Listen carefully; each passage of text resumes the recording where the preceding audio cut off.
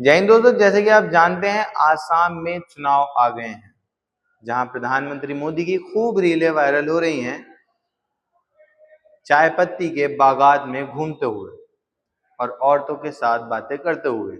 वहीं राहुल गांधी की भी कुछ वीडियो वायरल हो रही हैं, जहां वो आसाम की जनता से, आसाम के युवाओं से, आसाम की समस्याओं को देख रहे हैं, जाके ग्राउंड पे उनसे मिल रहे हैं और बात कर रहे हैं। और जैसे कि आप जानते हैं देश में एलपीजी को लेकर कितनी समस्याएं चल रही हैं। दिल्ली लोग छोड़ छोड़ के जा रहे हैं क्योंकि एलपीजी नहीं है। ग्राउंड रिपोर्टिंग में रेड माइक की आप देख सकते हैं कि किस तरीके से औरतें रो रही हैं और लोग 10-10 दिन से भूखे हैं कि पेट भर खाना नहीं मिल पा रहा। और हमारे देश के प्रधानमंत्री जो हैं वो आसाम में डांस कर रहे हैं, घूम रहे हैं, चाय के बागात में एंजॉय कर रहे हैं, मगर देश की जनता का कोई ख्याल नहीं है ना।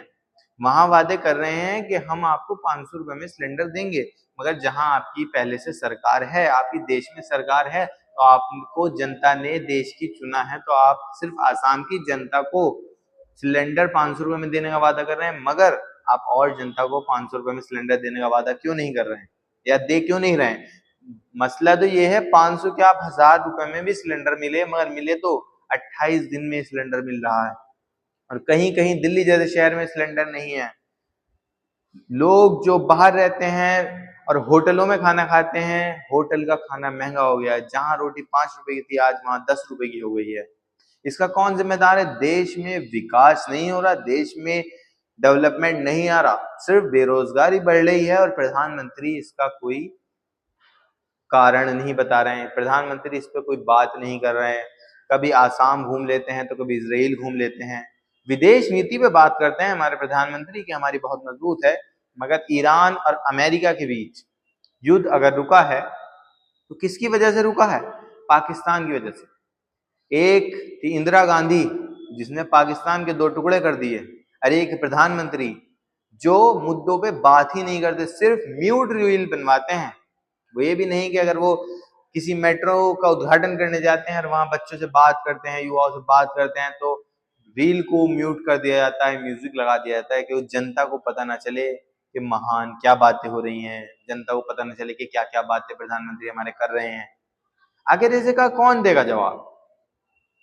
इसका कौन है जिम्मेदार कि देश में इतना बेरोजगारी बढ़ती जा रही है? दिल्ली जैसे शहर में पहले तो लोग पॉल्यूशन से परेशान थे, आज सीएनजी से परेशान है, एलपीजी से परेशान है, पेट्रोल पंप पे लाइनें लगी पड़ी हैं, मगर प्रधानमंत्री कहाँ हैं?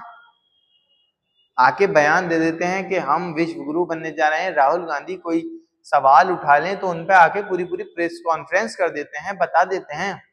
धुरंधर जैसी मूवी को आके प्रमोट करते हैं कि धुरंधर ऐसी है कि वैसी है, और देश की समस्याओं पे बात नहीं करते कि देश में ये समस्याएं चल रही हैं तो मैं इन पे बात करूंगा। नहीं, रील बनवाएंगे, राहुल गांधी के पीछे पड़ जाएंगे, कांग्रेस के पीछे पड़ जाएंगे। मैं कांग्रेस का समर्थक नहीं हूं, मैं बीजेपी का भी समर्थक नहीं हूं।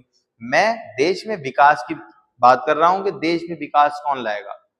70-72 साल कांग्रेस ने हाल किया, 70-72 साल कांग्रेस ने भारत पे राज किया, मगर उतना बुरा हाल कांग्रेस ने नहीं किया।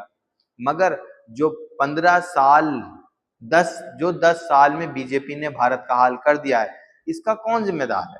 सिलेंडर 300 रुपए का बिकता था, जो आज 1500, 2000, 3000, 4000 रुपए तक का लोग खरीद रहे हैं।